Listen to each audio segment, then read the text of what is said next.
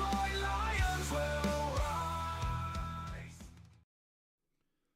All right. Hey, good morning. Welcome to the Rise and Grind Morning Show. It is Monday morning. It is February 24th, and we are just a few days away from the NFL Combine, where we're going to learn a whole lot about these players that are entering this year's draft cycle. We're excited to talk about it this week. Tonight is Mock My Draft Monday. We're going to be doing the 2.0 version of the original mock draft that I did about a week and a half ago. So join us tonight, 6:30 p.m. But today we've got a lot of NFL news. We've got some random Lions news this morning. We'll be talking about touchbacks again. The Lions, not the Lions, the NFL is going to think about moving the kickoff again. They just can't seem to be satisfied with what they put together last year. Eric's got some information on Shadur Sanders.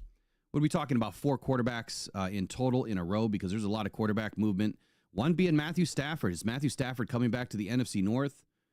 There's some rumors right now that speculate that is a possibility, and it could be with the Minnesota Vikings. Taylor Swift, what has she really done for the NFL? I think that you guys are going to be surprised. But not only surprised, but I think it speaks more volumes to what the cheat gate was really for the Chiefs and the refs. We'll be talking about this and more when we come back here on Rise and Grind Morning Show. Good morning.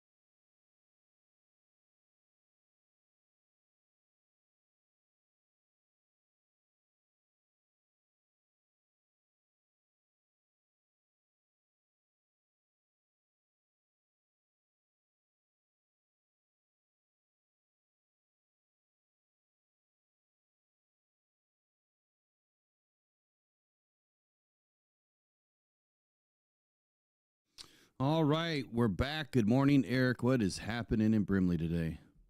Not too much. It's warmer. The snow's starting to melt. It's supposed to be 40 degrees today. Way better than negative 25. So Yeah, I can deal with this. That's a good change. This is the first sign that there might be spring coming someday, some year, sometime. It's been a pretty light winter for us, I think, though. Like, not here. Just hasn't been that crazy for me. These new ears are bothering me. We'll try to get through it, but there's a little white spot on my hat there somewhere. Oh, whatever. Piece of glitter, I guess. All right, so what's happening this morning, everybody in the chat? Let me know. Do we have good audio this morning? Let's make sure that we do. Someone says they can't hear anything. I don't know. I know why. They were talking about the intro. Yeah. Yeah, probably didn't have the... I was trying to throw the old one back in there. Nice muted intro, by the way. Yep. So let me go back in and make sure that that's good to go for the next time. You want us to run it again? I'm just kidding. I won't run it again. I'll make sure that's fixed. It's all good now. You know, you try to do something new, you forget one little piece. You see, it's user error. It happens to the best of us. Okay. All right, well, let's get kicked off this morning. Hope everyone's doing good. Let's talk about the first topic up for debate, I guess, for today is the NFL kickoff rule. Again, the NFL is considering changes to the kickoff, including touchbacks and moving to the 35-yard line. So the NFL is considering changes for 2025 even. Now, I think the owners' meetings will be happening here during the Combine. If I'm not mistaken, they have a round of owners' meetings. They'll be talking about some rules changes. But the NFL is exploring potential changes to the kickoff rule again, including a proposal to move the touchback spot from the 25-yard line to the 35-yard line. This comes after the league's what they consider a successful implementation of the dynamic kickoff in 2024, which now this is aimed to increase excitement, obviously, and safety during games. Now, the touchback location change or the proposed adjustment would reward teams for touchbacks by allowing them to start at the 35-yard line instead of the 25. This could encourage more teams just to opt for touchbacks, potentially reducing injuries associated with kickoff returns. I have to say that I'm a bit confused here because I thought the whole reason that they were doing this dynamic kickoff from the get-go was to get more action in the game. They wanted more returns. They wanted more explosives. They wanted more points, not touchbacks. Because if they wanted touchbacks, you didn't have to move it at all. You didn't have to change anything. So I'm really confused as to what's going on with this change or, potential change. But kickoffs have historically been one of the most dangerous plays in football, according to the NFL. I don't believe it. I don't think that there's enough data there. Less than 1% of injuries I feel that happen on kickoffs is a minor drop in the bucket to the rest of the plays during a game. But according to some statisticians somewhere, they're saying that kickoffs lead to higher incidence of injuries. Now, the NFL's focus on player safety, I commend. And I think that to continue to drive discussion on how to modify things within the NFL, it makes sense. Now, the dynamic kickoff format that was introduced last season was fairly well received. Now, the league is reporting increased fan engagement, fewer injuries compared to previous seasons. But while all the specific stats are really not provided in this segment this morning, the NFL's commitment to enhancing player safety is obviously evident. I think that there's ongoing evaluations of the play formats to kind of, set the stage for a healthier NFL, if you can even believe that that's possible. So, Eric, I'm confused, man. I thought that we did this for the exact opposite reason than what this article is stating.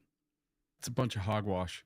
They just want to have the team start at the 35 instead of the 25. They want to make it easier to score by 10 more yards because starting at the 20 wasn't enough. So they moved it to the 25. Now they want to move it to the 35. So then you only have to go 65 yards to score a touchdown. So it would lead to more scoring, and that's what the league wants. The league wants 54 to 58 games. They don't want 10 to 7 games. They don't want that. They want scoring. And another thing, I read an article, maybe this one or maybe a different one, about the new kickoff rule, and that they're also going to move the kicker back another 5 yards. Well, if they move the kicker back another 5 yards, I mean, that's not going to promote touchbacks. No, that's going to promote more returns. Exactly. Because then they're only going to get it to the 5 yard line. So I don't know. They conflict themselves, they say one thing and do another. It just, I don't know. It's very confusing. Well, just get rid of the kickoff altogether if that's what you want to do. Yeah, I wouldn't like that. I mean, the kickoff has just always been, part of the game. For me, it's like when I'm going to sit down, like if I'm really going to make it to my seat before the game, which I usually do, I'm usually in my seat for a little bit before the game is going to, get rolling. But there was always the rush of the kickoff. Like it's the opening kickoff, that's where like the crescendo of the afternoon is, for the game to get things rolling. And it right after the, national anthem, you got wet eyes because you're thinking about how cool your country is and how great of a singer that might have been or might not have been. We had some pretty bad ones last year. But the whole point is it's like, it's the start of the game. Like if they got rid of the kick, it just wouldn't ever feel natural. But if they moved it back to, say, the 20 again, every team just gets it at the 20 to start the game on the first half and the second half. But then when it comes time to kick off after a score, you have the option to do a 4th and 20 play or give them the ball at the 30. So you could still do what's technically would be an onside kick, but instead of doing an onside kick, you do a 4th and 20 play. Yeah, do me a favor, Eric. Turn your gain down about 15. So you're clipping. That was the same problem that I had. which my gain was way too high. I can't lower it any further on this. It's clipping on your side. Check. Can you even hear me? Yeah. No, I can hear you just fine. Just let us know if his audio gets low and we'll adjust the audio up, but we just got to get rid of the clipping. So, yeah, I don't want to see the kickoff go away. I don't understand everything about this whole 4th and 15 or 4th and 20 or whatever they're trying to do there as opposed to onside kicks. I mean, they just need to figure it out and just be done with it. So let's move into the next segment here, unless you have anything else you want to add. I think that overall, the NFL is trying to get rid of the kickoff completely. And I think this is just the next step in the evolution of them getting rid of it and making for more scoring, making it easier for the teams to score. So I don't understand it on one hand, because why have 100 yards on a football field if you just want to make it easier for them to score? Then everybody just start at the 50. I mean, let's make it a 50-yard field if we're doing all that. To me, they're ruining the game. Leave the kickoff alone. I wish they'd go back to the old kickoff myself. Yeah, I do too. Let's go another 5 dB on the gain. Up, down. So yeah, usually when I'm running the M7 side of the Shure mic, I'm usually at like 38 with phantom power on. How's this? Well, we'll see. We'll have to just do a few rounds. We'll get it figured out. So anyway, let's talk about these quarterbacks. We've got 4 quarterback situations brewing right now, and we're heading into the combine where there's going to be some separators this week. Now, one quarterback has come out this weekend and said something that I did not expect. So what's up next for our first quarterback talk this morning? All right. So Shadur Sanders will not throw or work out at the NFL Combine. Last week, the Colorado Buffaloes quarterback, Shadur Sanders, announced that he will not attend the NFL Draft in Green Bay, preferring a special event in Colorado. And now Sanders has revealed that he will not participate in any physical drills at the 2025 Combine. Instead, he will work out at his Colorado Pro Day, and he is starting to come off to me like a diva. If you ask me, he is starting to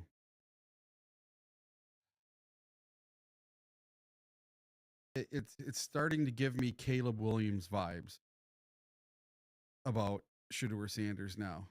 The whole I'm so good I don't need to work out, and not being a team player. I don't understand these participants that will not go to the combine and don't work out, because that is the opportunity of a lifetime for hundreds of young men that would give anything to get an invite to the combine, and they don't get to go, but yet he's invited and he doesn't go.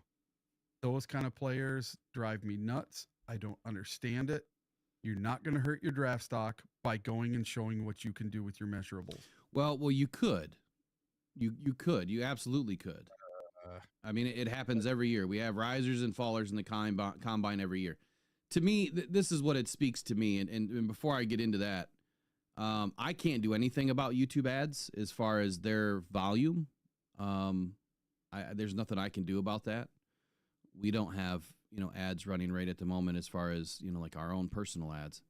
I was just listening back to it on my phone. It all sounds great. All the audio sounds good right now. I don't really hear much clipping going on by Eric's mic, but I can't do anything about YouTube ads. I don't know why that would change.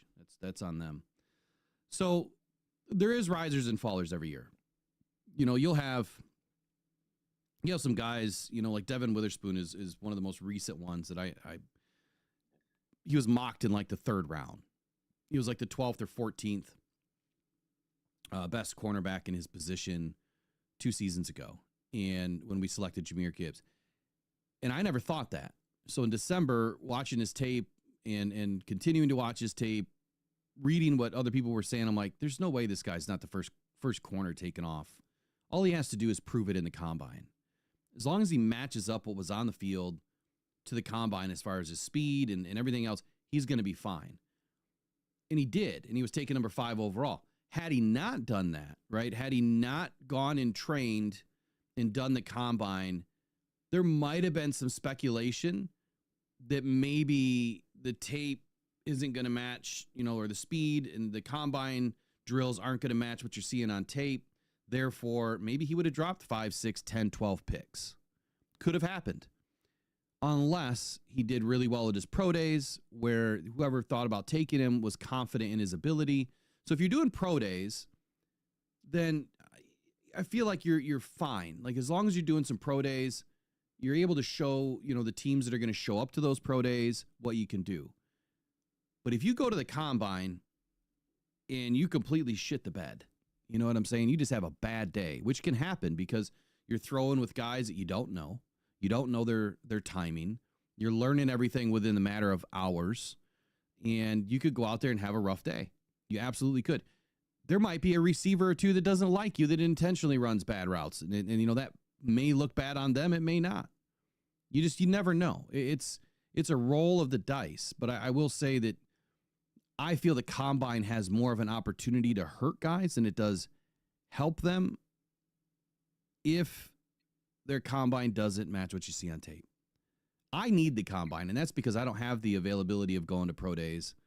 I don't have the mountainous of pages that these NFL teams have to do my analysis. So I have to watch a ton of tape, and then I need to see that combine matches. Okay, he's real oily, right? His hips flip. He's able to match and mirror, easy, stays in phase. Yep, he's handsy. He's handsy with the receivers. How is that going to translate, into the next year or two of his career in the NFL? Is it going to get better? Is it going to get worse? Because I feel like things get better. And Terry and Arnold's a good example too. That, yeah, he had a rough first year being handsy, getting some ticky-tacky calls. I don't think that's going to be a problem for him this year. I think that the game's going to slow down. So I need the combine, but I think that, we can agree to disagree. I think it can hurt him. And I do agree with you that this diva drama stuff that's going on, like his dad coming out and calling everybody out for what they're writing about him. Like, look, this is the process. It's always been the process. You're going to have people that don't agree. Just go show what you got, kid. Go do it. You end up where you end up. I think he's going to be a Raider. I think that's where he's going to end up. Whether the Raiders move up to snag him or he falls to the Raiders, I feel like that's the best spot for him. And anything other than that, I think it's going to be a terrible position for him. Like if he goes to the Browns or something crazy, I don't think he's going to be happy about it. But I think it's gonna ruin his career. But anyway, what else did you want to add to that? Well, my thoughts are this. If I'm a top 5 quarterback coming out in the draft, I'm definitely throwing at the combine, because if I have a bad day at the combine, then I have my pro day to make up for it. Very if true. I just throw my pro day and I shit the bed at my pro day, well, then I don't get to make up for it at the combine. It's one or the other. I would rather have 2 opportunities than 1 opportunity. And then if I do really well in my first opportunity at the combine, well, then I don't really need to do much at my pro day, do I? Maybe just help out my receivers and throw a few balls to them. So that's the way I would look at it. And another thing is, so the first day of OTAs, what are you doing as a brand new quarterback? You're throwing to all brand new wide receivers that you have never thrown to before. So why not get used to it right away and get moving on it? And I just believe this whole I'm better than everyone else drama that seems to come up every year with these quarterbacks. My God, get over yourself and get out there and show what you can do. Now, if you have an injury or something, then I can understand it. But if there's no injury and you're just worried about having a bad day, well, then you better worry about having a bad day when you get to the NFL, because you're going to have a lot of them, no matter how good you are. It's a great point. Everyone's going to have some bad days. It's a learning process. You're stepping into the elite of the elite, and everything that you've learned to this point, you can throw it out the window to a certain degree. I will say this about Shadur, though, and I think that this is a highly and I was going to say it tonight. This is a highly underrated guy, in my opinion. I think that he doesn't get enough credit for what he's actually done. I mean, he went to Jackson State and helped resurrect that program to have its winningest seasons ever. right, in the school's history. I think they won a championship when they were there, if I'm not mistaken. And then goes to Colorado and resurrects another failing football program to have some great success. I mean, they didn't win a championship, but they had some great success. This kid has more mental fortitude than most quarterbacks his age coming into the draft. I personally feel, outside of Jalen Milroe and Cam Ward and maybe a couple of others at quarterbacks that are going to throw this week that will improve their stock, hopefully, I think that Shadur Sanders is the one to watch right now as far as whatever team he lands with. I feel that his first year could be better given the fact of his history working with the last two programs that he's been in and being able to turn those programs around. He has that innate ability. He's been through the process. He understands it. And I think that is attractive to the next team or his team that, will be in the next, 8 weeks or so after the draft, where he's going to call home. So I think exciting things are around the corner for him. Maybe that's why he's deciding not to throw, because he has impressed. He's really has to focus on his interviews and knock him out of the park. But I think he's going to be fine. I think he has a lot of connections.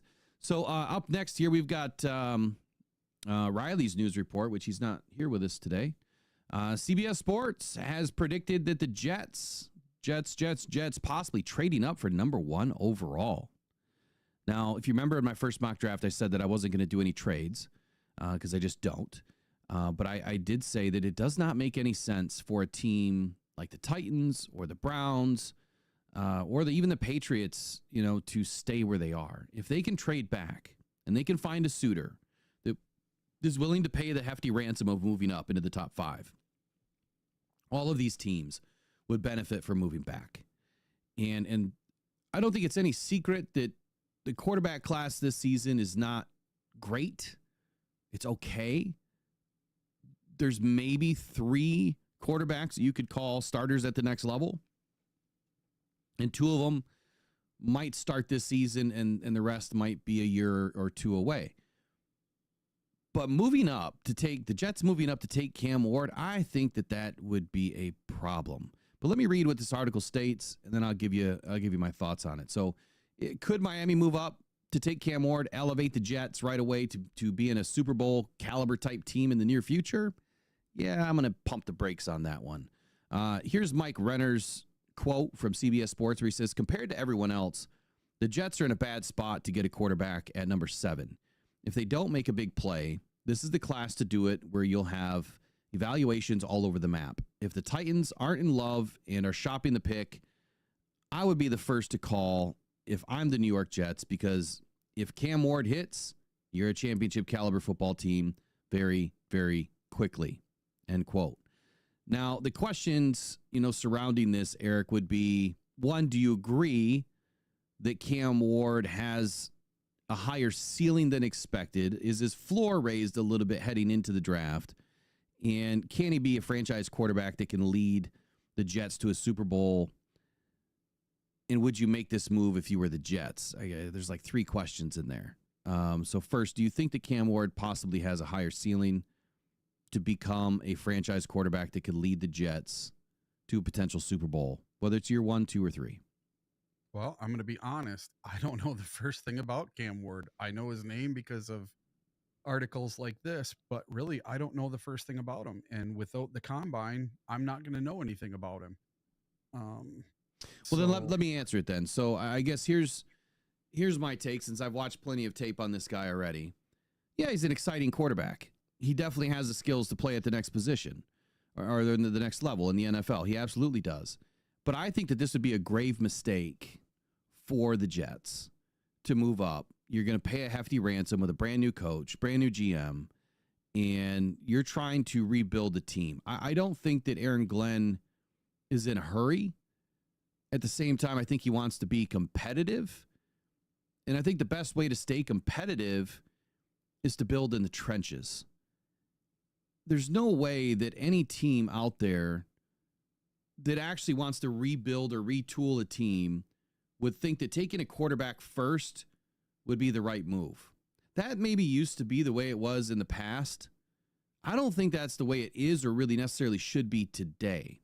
If you look at even what Brad Holmes has done since day one, it was starting his first pick with an offensive tackle of the future in Penei Sewell, who is now an all-pro, who is a leader of this team, has now been extended onto a second contract. You start in the trenches. And the reason you build from the inside out is because if you cannot protect your quarterback of the future, you're going to ruin your quarterback of the future. So if it were me, if I'm the Jets, I'm not necessarily trying to move up. If anything, at pick 7, try to drop to number 10 and pick up an extra pick.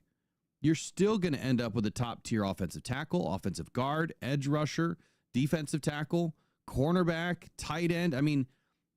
Any number of positions will be there at number 10. So I guess to wrap this up here, if the Titans were to make this trade and Ward did hit, great. But I still think it's a huge opportunity lost for the Jets to make sure that they have the rest of the team in line before you add a quarterback. If I'm the Jets, knowing that this is a fairly weak quarterback-driven draft, it's move back, build the trenches. Next year will be a much better class for quarterbacks. Get a bridge this year. Whoever it is, find a bridge. I don't care if it's Jimmy Garoppolo. Find a bridge quarterback, get through the season, and next year hit the ground running. That's my statement for the Jets. What did you want to add to that? Yeah, they need to do exactly what Brad Holmes did in his first year here. Build through the trenches, take best player available, go from there. You can't rebuild a team just trying to grasp at straws and pick the best quarterback just because there's no quarterbacks available. I don't think it would work. Yeah. So to wind back to our earlier topic here. Let's see. Full Slate Farm says Shadur Sanders not throwing at the combine. Dude, you were a second round grade by Blesto in National in the spring, and you didn't get any better of a grade. So Full Slate Farms thinks that Sanders is going to be a second round quarterback. Yeah, I don't think so. I think that there's too many quarterback hungry teams. Unfortunately, they're going to make their move, right? They're going to add the best option they can. What's the worst that could happen? I guess is, you're going to have a terrible first year.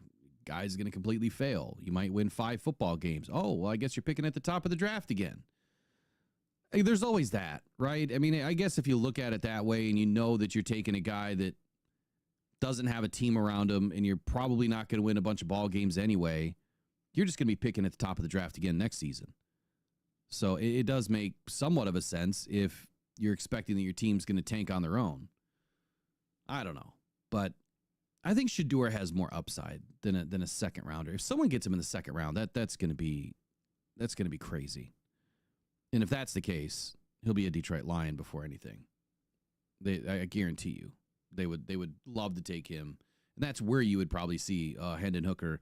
Well, this is going to be hot take, I guess, on Monday. Reckless hot takes, absolutely reckless hot takes. Shadur Sanders would be a Detroit Lion if he slips to the second round. That is a reckless hot take. It is absolutely reckless. All right, so what's up next here? Matthew Stafford given permission on a trade. What is going on? Last week we heard Rams are trying to work something out. Clearly, last year, Matthew Stafford was working out a contract renegotiation where this year only left him with a $4 million roster bonus, very limited guaranteed money, and he still wants to play. He's even said few seasons. Now, every year it seems like we have this conversation with Matthew Stafford since 2022. What is this guy going to do? And what's happened with Matthew Stafford, Eric? Well, the Los Angeles Rams and quarterback Matthew Stafford are at a crossroads regarding his contract for the 2025 season. Stafford seeks a new, more secure deal while the Rams are weighing their options. The team has allowed Stafford to explore potential trades, indicating a willingness to part ways while both sides express a desire for Stafford to remain with the Rams. Kind of makes contradictory sense there. The possibility of a trade is very real. So he has a contract dispute. Matt Stafford wants a new deal. He wants more money. He wants a more lucrative contract for the 2025 season. The Rams are hesitant to commit long term to an aging quarterback, and the Rams are more focused on building a younger team like they did through the draft last year. And if you look at Stafford's current contract, he's set to earn $49.6 million in 2025, but only $4 million of that is guaranteed. And his average annual salary is $40 million, which is 15th amongst starting quarterbacks. So Stafford has considered retirement, but has also expressed a desire to play several more seasons. His wife, Kelly Stafford, has publicly stated that they are open to moving if the Rams or Matthew decide it's time to part ways. And now the Rams are in communication with Stafford's agent, and a reunion is the preferred outcome. However, they are also exploring other options, which is why they allowed Stafford to explore his market. I think they want to see what another team is willing to give him before they come back with a counter for him, because they realize he's underpaid. 40 million is not even close. He's deserving to be up there near the 60 million for his performance anyway. He was one play away from going to the NFC champion, or from going to the Super Bowl. You know, I would agree with you that he's underpaid, but let me ask you this, or everybody in the chat too. Comments later. I'd love to know what you guys think. When you get to this age in your career and you're having this one foot in the grave, 1 foot out of the grave kind of dispute with yourself, where I'm going to retire, I'm going to play, I'm going to retire, I'm going to play. Well, at 36 years old, wouldn't you think that your only goal now is to win a Super Bowl? That's it. It's not to play and make money. He's got money for generations. With all of his ad deals, his sponsorships, all the money he's earned in the NFL, the dude is set for probably 10 generations or more of his family if he does it right. And it's not about money anymore, but it is about security. And you definitely don't want to play with a low guaranteed, amount of money. But now it's time to try to win another Super Bowl. So sticking with the Rams gives you the best opportunity to do that. If Cooper Kupp and Matthew Stafford, Kupp's about done too. So, if they were smart, which I'm not saying they're not, I think that you look at this potential situation and you say, hey, I'll take less money, but I want a larger guarantee. You give me 30, 35 million guaranteed this season. I'll play on that, but you better build a team around me. You better bring in the guys that I want to throw to, and we better do something to make sure that this offensive line is stacked. And if they do that, and then they go out and try to win a Super Bowl for one season, they go all in on Stafford one more time, that to me makes the most sense. And then next year, it's see you later, bye. I don't care if you play in the NFL, you're not staying here. This is your last 1 year contract. Let's go try to win it all. If it doesn't happen, it doesn't happen. Tom Brady did that for 20 years. He always took less money, and it wasn't until that he went to Tampa that he actually got a big contract. He made a boatload of money for like the first 20 years, but it wasn't ever the highest contract. Matter of fact, let me rephrase that. I think 2019, he actually received the largest contract for a quarterback in the NFL, or maybe it was 2018, but then he moved off to Tampa Bay. So it wasn't until the very end of his career that he started to make some max money. And if it were me at 36 years old and I'm playing on my last, bit of breath here in the NFL, it would be, let's go win and let's do whatever we have to do to win. I don't know what happened to that mentality, but it's disappeared. And I feel like it's a lost art to try to work with your organization. I get it. You want to make your money. You can get hurt at any point in time. That's what the guarantee is for. So if it were me, that's what I would do. But the biggest part of the rumor here is Minnesota. What else did you want to say in Stafford before we jump into that? Well, I saw a stat the other day that Stafford is second all time in NFL earnings. Second. All time, because he's had a couple of contracts now that have reset the quarterback market. So You he's got to remember, been the yeah, you remember, I forgot about that. If you remember, he was like one of the last quarterbacks that came in where they didn't have the rookie contract deals in place. exactly. So he got a Yep. big contract his first year. I think it was, Yep. I don't know, maybe rated 100, 120 million or something like that as a rookie. Yeah, he made a lot of money in the NFL, and there's only one other quarterback that's I think it was Kirk Cousins that has made more money than him. I can't remember exactly who it was. I just remember seeing Stafford was second, and I was like, oh, that's interesting. And Yeah. so he has made his money. They are not hurting for money, so I don't know why money is even an issue. If I was him, I would just want to run it back with the Rams. Why learn a new system? Why go to a new team? Why move your family? Doesn't that seem like a huge expense? It does to me. So there's something else brewing. Well, I think there's something else brewing is the Rams, like you said earlier, they're trying to get younger. Mm-hmm. You know, they're trying to reshape and rebuild because they just hit a grand slam in last year's draft for their defense. And now they're trying to do the same thing on the offense. I feel like this is going to be an offensive heavy draft for the Rams. And they might even add a linebacker too, but I think this will be an offensive heavy draft.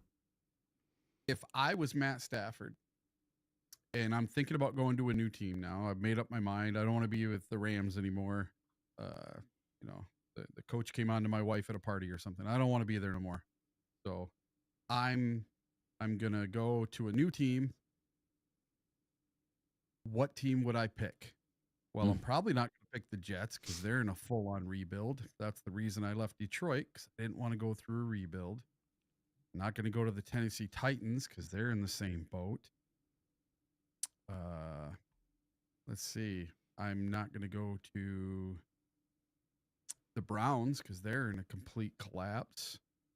So let's look at the teams that might need a quarterback that are halfway decent, and you're gonna come around to the Vikings, and you know the Giants are horrible, and he's been linked to the Giants. Why would he want to go to the Giants? They are not a good football team. Yeah, I'd say that there's a very short list here, but let's start with the Vikings for a moment, and that's really going to start with J.J. McCarthy and a little bit of Sam Darnold in this conversation too. So. Obviously, the former Michigan Wolverine quarterback, J.J. McCarthy, was selected last year in the draft, had some knee issues. There was debate on whether he had surgery or not. I think the last I heard is he didn't really have surgery and then later did, but be that as it may, I don't remember.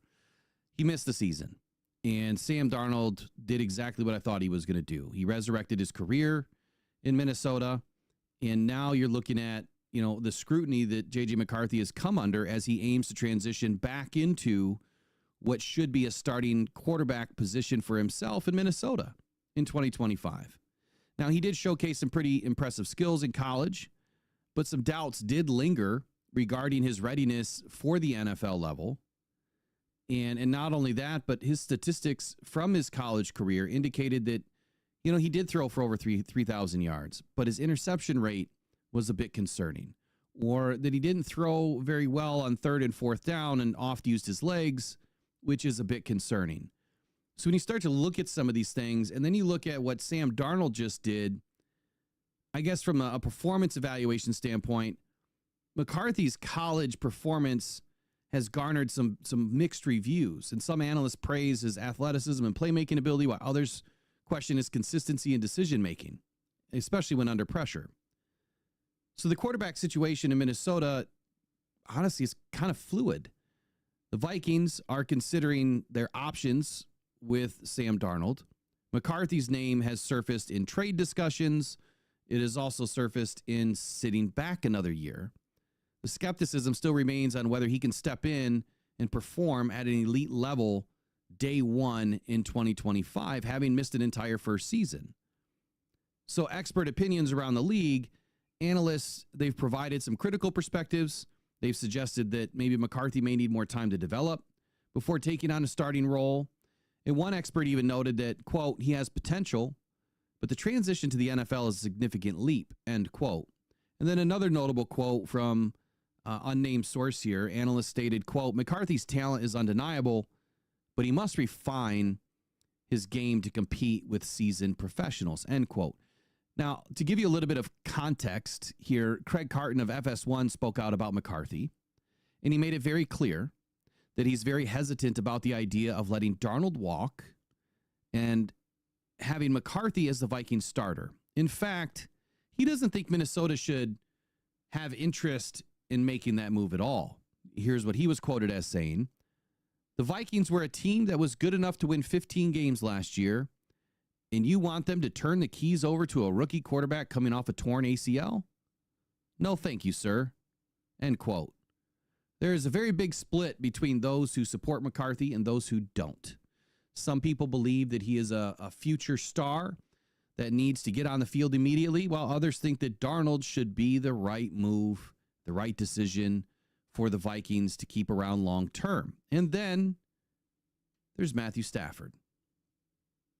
The big rumor of the weekend is that the Vikings are interested in bringing in the 36-year-old passer, Matthew Stafford, or quarterback Matthew Stafford, and potentially giving him the same deal that they would give Sam Darnold, letting Darnold walk, but keeping a proven veteran in the seat at the quarterback position, which does give JJ someone to learn from yet again. But this time, JJ will be on the field learning as opposed to not. I could only imagine that we'd have to boo them kids twice a year now. And then potentially in the playoffs. And if Stafford came back to the NFC North, oh boy, does this open up a can of worms. So here's my not so reckless take, but here's my take on the situation. I know that there's a lot of U of M fans in the chat this morning and in the comments later. And I appreciate, your love for JJ McCarthy. I don't think he's ready. And I only say that because he missed a full season. Doesn't mean that he can't get up and get going this season and actually show that he's made some progress. But man, do you really want to turn over the keys to the kingdom to a rookie when Sam Darnold, of all quarterbacks, just did what he was able to do? And wouldn't you have more trust, more so in Matthew Stafford? I think the issue for me, though, is Stafford tends to throw picks. So does Sam Darnold when he sees ghosts. But I think Matthew Stafford could give you a better season overall, better leadership than Sam Darnold ever could. I wouldn't put JJ in the hot seat in 25. I would roll with either Sam or Stafford, preferably Sam, because I don't want to see Stafford in the North. That's my personal take. My real take is anybody but JJ that's named Stafford or Darnold makes more sense to me. I would agree with this Craig Carton. I don't know who he is, but I would agree that you just had an incredible season. Why would you want to possibly take a step back and maybe not even win 10 games this year, more like 6 to 8? So, Eric, what do you think? Well, this Craig Carlton, I think, is kind of an idiot because I've seen this quote all over the internet, and he says the Vikings were a team that was good enough to win 15 games. They didn't win 15 games. They won 14 games. Well, you're saying they're good enough to win. They had a chance at winning. They didn't, though. We took it away from them. Yeah, they weren't good enough. They only won this should be requoted as the Vikings were a team that were good enough to win 14 games because that's what they won. And to me, I want to see JJ McCarthy. I want him to play because that means 7 or 8 wins on the season. I do it. I want to see JJ McCarthy play. I don't want Stafford to come back. That just means it's going to be that much harder for the Detroit Lions to win the division next year. We got a hard enough schedule. We don't need the Vikings to be even harder. And then Aaron Rodgers could possibly come back. Sam Darnold could possibly come back to the Vikings. I would rather see Aaron Rodgers or JJ McCarthy. Those are my 2 picks for the Vikings this year. That's who I would like to personally see quarterbacking for the Vikings. I would much rather see JJ first and then Aaron Rodgers second and then Sam Darnold third, and then fourth is Matt Stafford. Matt Stafford's heads and tails above all of the other 3. I definitely don't want to see Aaron Rodgers because every time I see him, all I witness is the Hail Mary. That's all I ever see. Every time I see him on the field against the Lions, that's just what's running through my head. I know the dude's like 55 years old, but I think that Aaron Rodgers probably has one good season left in him, and with the type of assets they have on that offense, yeah, that could be bad. But I hear you. But I will say this: the Lions aren't scared, right? We're not worried. We're going to take on anybody and everybody. I think our season is what it is. We're going to win the games that we're supposed to win, and we're going to find a way to win the games that we're not supposed to win. And no matter who's the quarterback for the Vikings, I think that the way that I would approach it is just have the right game plan. You know, we've got all new coaches this year besides the head coach, and it's going to be different for the Lions. But I'm not going to walk into any game scared about who they have on the other side. But I hear you. I mean, it is going to be difficult. It is going to be a tough schedule. I just think from a perspective of not Lions bias, it just doesn't make sense for J.J. McCarthy to get the keys to the kingdom just yet. Let him sit one more season and see where this season goes, and then they can slightly retool. He's still going to have 3 years on his contract after sitting for 2 years. He'll be able to learn from two pretty good quarterbacks, whether it's, Sam Darnold last year and either Sam Darnold again this year or Stafford, this year or whomever. I think it just makes more sense for the Vikings. And I don't want the Vikings to win. Don't get me wrong, but I think that that's what I would be doing, if I were in Quessie's, seat. So it'd be interesting to see if Stafford, if he's going to pull this off. I hope it doesn't happen. So that's Shadur Sanders. That's Matthew Stafford. That's Sam Darnold. That's J.J. McCarthy. That's Cam Ward. It's like Monday morning quarterback. A lot of quarterback news this morning.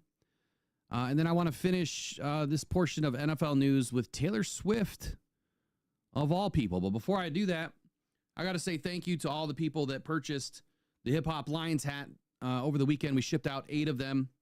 And the first opening weekend that they were up, we've even had some go to Hawaii. So we have fans in Hawaii watching the show. Appreciate you guys. I got great feedback, emails from some people that couldn't believe the quality of this hat. It's only $40. And you know that if you buy any NFL hat out there, they're about $45. This is not an NFL hat. This is a custom hat made by a designer. And it's available. So $40 on Buy Me a Coffee. Just visit my Buy Me a Coffee /Rocked On. Go to the shop. There will be a link in the descriptions today. I forgot to add the link, so I will put the link in there. And then I'll try to drop it in the chat before we get off today. But also, I got some big news for you guys. I mentioned last week that the away game bus trips will be available this week. The first deposit will be due by May 1st. I've got all of the games organized, and I just want to kind of walk through for just a moment here of some of the things that we're going to have available if you want to join us on these bus trips. So, being a former executive chef, in my earlier days, this stuff's easy to me. Making food, entertaining people, it's just part of what I've done throughout my life. And that's what this is all about. It's about making memories. It's about enjoying, not only your fandom, but meeting fans. A lot of help towards the Rockhound Cancer Foundation, but also an inexpensive way to go help and watch our team win at other stadiums around the country.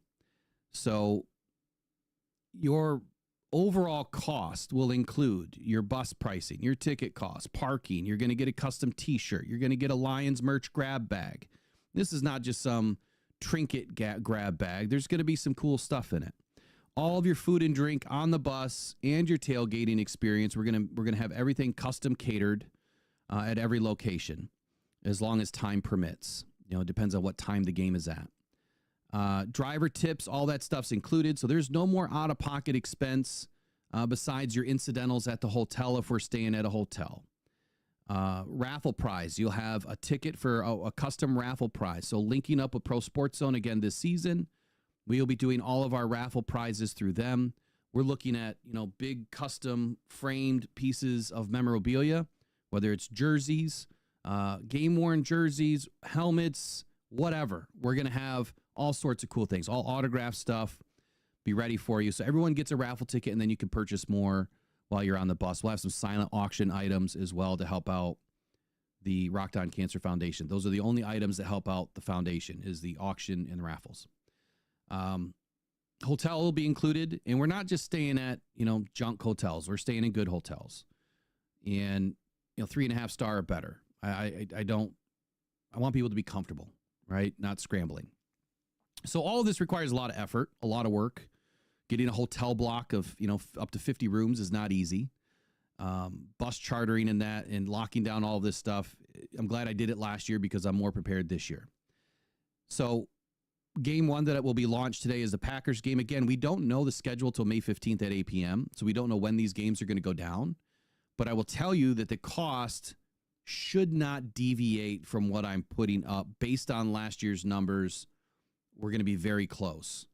And so the deposit will get you the hotel block, your charter bus block, and a full game ticket price. If for some reason the price inflates, right, and it gets too expensive and you want to back out, you will get all of your money back as long as we do it within the guidelines. So I'll know 15th, 16th of May, okay, the price increased by $200. You still want to go or not? And if you do, great. If you don't, great. We'll refund your money. But let me just give you an idea, like your box lunch. So this is not just a normal bus trip box lunch. I mean, yeah, it's, turkey, ham sandwich type stuff, wraps, whatever. But you're going to have Coke, mixed pop, all sorts of beverages, Diet Coke, bottled water, Cape Cod chips, Frito-Lay mixed chips, Z-bars, granola bars, like 4 different types of granola bars, Milano cookies, Famous Amos cookies, high-end aged cheeses and meats. All of the fixins will be included. So lettuce, tomato, onion, cheese, all that good stuff, right? Full box lunch. And all of these snacks are going to be in zones on the bus. So there's just going to be buckets of snacks and candy bars and all sorts of cool stuff. And then when we get to the location, we try to travel the day before. So if the game's on a Sunday, let's say that it's a 3:30 kickoff at Lambeau. We're going to travel about 36 hours before that so that we can check into the hotel, hopefully around 3 o'clock, 2 o'clock in the afternoon, do the meet and greet for all the Lions fans. We'll hold our own or we'll join another meet and greet. And then the next day, the bus will take us to the private parking lots where we're going to set up a full tailgate. So I'm going to order like a 16 by 20 custom pop-up tent. We'll have chairs, we'll have tables, everything will be provided, heaters if it's cold, everything will be there. And then we're going to have custom catering from Mission Barbecue. So Mission Barbecue will bring everything over for us. You guys don't have to lift a finger. If you want to help, great, but just sit back and enjoy it, enjoy the day. But we'll have everything, from the podcast, the canopies, all the tables, everything's taken care of for you. And it's a good way to, build some camaraderie amongst fans, meet some new people, make some lifelong friendships, and most importantly, some memories. There will be a discount of $100 per ticket sold if you are going with a friend, family member, spouse, whatever, because that way you don't have to pay for a hotel twice. We only need 1 room versus 2. So $100 each ticket. Hotel is about $200 on average per night. It's like, again, we're not staying at junk hotels. So all of that's included. You got a potential to win a cool raffle prize. You're going to get a custom game day t-shirt. You don't have to wear it. Of course, we're going to wear Lions gear. But it's something that you can put in your closet as a memento, right? And then your grab bag and everything.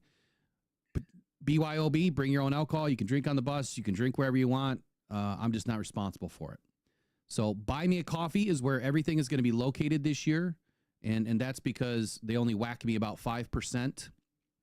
Eventbrite was taking like $150 fee out of everybody's ticket last year, which is way too much. I'm not trying to pay Ticketmaster pricing. So, and I don't want you guys to do that. $125 is a lot of money. So at least 5%, fee for me is like 50. We'll eat that. That's minimal. It's like a 3%, transaction if we do it through our Stripe account. So anyway, that's it. We'll be launching them this week. Deposits, the first round of deposits have to be in by May 1st because I have to get the deposit money ready to ship out as soon as the schedule is released, these organizations will call me and say, okay, here's your block. I want your money. If I do not pay them within 24 hours, we do not have block seating. And if we do not have block seating, we do not have group pricing. If we do not have group pricing, what's the point of doing this? Because you do the math. Just a hotel, travel, and a ticket alone would cost you at least $650 if you're leaving from Grand Rapids, at least just to go watch the game. These tickets are going to start around $1,100 for Packers. It'll be $1,000 for a shared room. And then that includes all of your food, drink, and everything else included, raffle prizes, T-shirts. So you can see that we're not making any money on this. This is not a big money maker for us. This is just a service. It is something that we want to grow and expand. So bus trips, Detroitlions bus trips by Fan Possible 2025. That is something that I've started, and I want to continue to do it every single year. So we'd love to have you guys involved. I'm starting with Bears, Packers, and Vikings this year, and then I'm going to look at the schedule and see what other close games we could probably throw in there. Maybe Philly, maybe Baltimore. I think we got Baltimore on the schedule this year. So we'll see where it all lines up. But I'd love for you guys to join. There'll be up to 50 seats available, minus the seats that I need for me. So appreciate you guys listening to that for just a moment. Let's get into Taylor Swift, because I know you love Taylor Swift. We're going to do that when we come back. I turned off ads this morning. You guys were complaining about the volume, so we got ads turned off. But we at least have to get in an ad for one of our sponsors. Be right back. Every day, thousands of people are discovering YOOPERLITES, Michigan's newest, funnest rock to go find on the shores of the Great Lakes. Don't go out with just any light. Try the Convoy C8 from YOOPERLITES.com. It's guaranteed for life, and you'll find all the ones everyone else misses. Quality UV lights that are perfect for YOOPERLITES, with prices starting as low as $20. Please make sure to visit YOOPERLITES.com for all your UV flashlight needs, with the best guarantees on the market. Just what you wanted and not what you didn't. The best quality, the best guarantees, and the best UV flashlights from YOOPERLITES.com.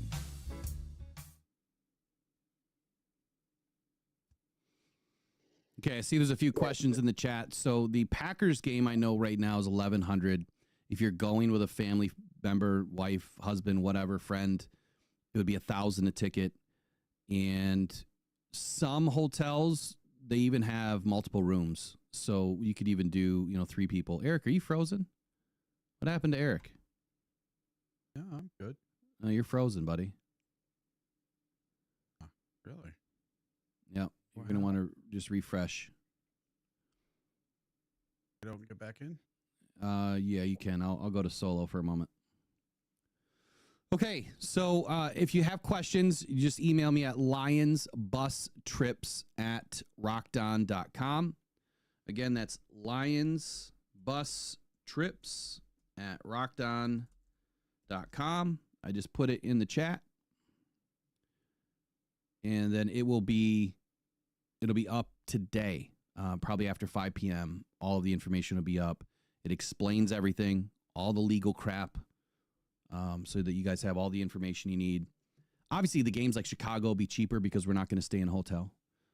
But anything that is, over 6 hours, we have to be careful because the drivers can only drive for 10 hours. They can only be on the bus for 10 hours. And then they need at least 9 hours between. So we have to be careful and safe. There's nothing wrong with getting there a day early, right? So, all right. We'll see when Eric gets back in here. We'll get motoring in. Let me just see if he's back. Eric, move for me. There you go. All right, I see him back. Sometimes you just look too statuesque. I sit still. Yeah.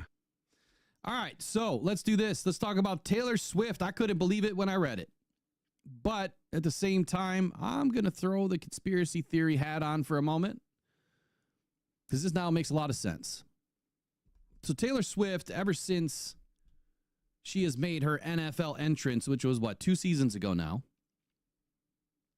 she has reportedly made the NFL nearly $1 billion by dating Travis Kelce. Now, again, this is a report founded on the old interwebs. And here's what it states. It states that since Taylor Swift began dating the Kansas City Chiefs tight end, Mr. Travis Kelce, her influence has generated an astonishing $1 billion in brand value for the NFL. They're calling it the Swift effect. It has transformed the league's engagement and financial landscape when it comes to celebrities. Now, obviously, when you increase a massive brand value by that kind of money, people are going to pay attention. So from September 2023 to January of 2024, so what is that, just 4 months? Swift created approximately $366.7 million in brand value for the NFL. In the following season, that figure soared to around $634.3 million, totaling nearly $1 billion since the relationship became public. Now, obviously, with all of this, there's increased media exposure. Swift's presence at games has led to a media frenzy, enhancing the visibility of the Chiefs and the NFL. Eric Smallwood from the Apex Marketing noted that the media coverage intensified, especially as the Chiefs advanced towards the playoffs and the Super Bowl. Now, pause for here. This is already stacking up to be a conspiracy. I mean, if she is doing this much for the NFL, why on earth would the Chiefs lose a game? Start to make sense yet? Demographic shift. So the NFL has seen a significant uptick in female viewership, with nearly half of its new TikTok followers being women. Ian Trombetta, NFL's Senior VP for Social Marketing, highlighted the strategic focus on attracting younger audiences, particularly with women aged 13 to 24. Now, the financial implications of the NFL salary cap has seen notable increases over the last 2 seasons. Obviously, the projection for 2025 has the cap rising another 27 to 30 million, allowing teams to retain and pay key players. Now, I can't definitively say that her appearance and her being around the game has impacted the salary cap. But then again, maybe it has. Now, Eric Smallwood was quoted as saying this. He said, quote, "The Swift effect and the corresponding media exposure continued for the NFL and the Chiefs." End quote. Swift contributed $366.7 million and then followed that up with $634.4 million the following year. The relationship between Swift and Kelce has not only elevated the NFL's profile, but also has significant financial ramifications, potentially reshaping how the league approaches marketing and fan engagement. With the Swifties' influence, the NFL has tapped into a younger, more diverse audience, underscoring the importance of celebrity culture in sports today. Now, Eric, you can obviously probably see my brain turning right now, and I'm thinking to myself, well, if you're making this kind of money for somebody, why would you even take a chance of allowing that to stop? Now, if Kelce retires, this probably retires because Kelce will no longer be on the team or probably be attending the games a lot less, as would Taylor Swift. So I don't see this being a long-term situation unless she becomes an NFL owner, which has also been rumored that she is interested in buying a portion of an NFL team. What are your thoughts on this Swift approach? What did they call it again? They called it a Swift effect. $1 billion in a little over a year and a half. I think it's great for the NFL. Maybe a reason that the Chiefs went 15-2 in the regular season. There it is. And they shouldn't have. Anybody that watched any Chief game in the regular season all year long knows the refs handed them every single game. It was outright criminal, especially against the Raiders and the Bills. I mean, there was some horrible officiating, leading up to the Super Bowl. But then when they got to the Super Bowl, they had faced so much criticism that they had to call a fair game, and then it started out with 2 really crappy calls, one against each team. And then it kind of leveled off after that. But in my opinion, I think this is great for the NFL. I hate that fans booed her at the Super Bowl. I thought that was kind of dumb because she and the Swifties have really helped the NFL. They've brought a lot more attention to the NFL. gotten a lot more girls into the NFL. And, you know, over this last year or so, I've gotten my wife to watch a little bit of football with me and go to a few games with me. And she hated football. I got her, she's even got a Lions purse and a Lions jacket and a jersey. And hey, that's exactly it, you know, and I've got her on board. So I've kind of seen it from two different ways, of me bringing my wife on board with football and then seeing the Swifties come in. And I know a lot of people hate it. They don't want girls in football, but you know what? Girls have a place in football too. We're seeing NFL assistant coaches that are females. We just had our first assistant female coach on a Super Bowl winning team for the Philadelphia Eagles, and they're trainers, they're reporters. They're doing all sorts of stuff with the NFL. It's not just men. The men might be the one that are on the field playing and doing the head coaching, but I would not be surprised in my lifetime if you saw a female head coach or assistant coach anyway, like an offensive coordinator or defensive coordinator. You know, it's what's between your ears, not necessarily what you can do physically, whether you can help with a football team or not. Well, yeah, it's the old message of those that do and those that can't teach. Yeah. Let's do another 10 dB on the mic down. We've got more clipping, and you're plenty loud, so I think you're overgained.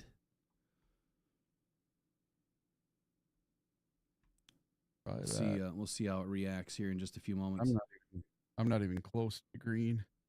Yeah, but on my side, you're fine. So yeah, it's interesting. Again, there's a portion of tinfoil hat wearing in this. Like, is there some truth to why the Chiefs are winning so many games? And I mean, $1 billion is $1 billion. I mean, if she's clearly been responsible for this, great. But my only question is when she's out of the picture, when Travis Kelce retires, then what happens? Will the Swifties still maintain their exposure that they had and become fans? Who knows?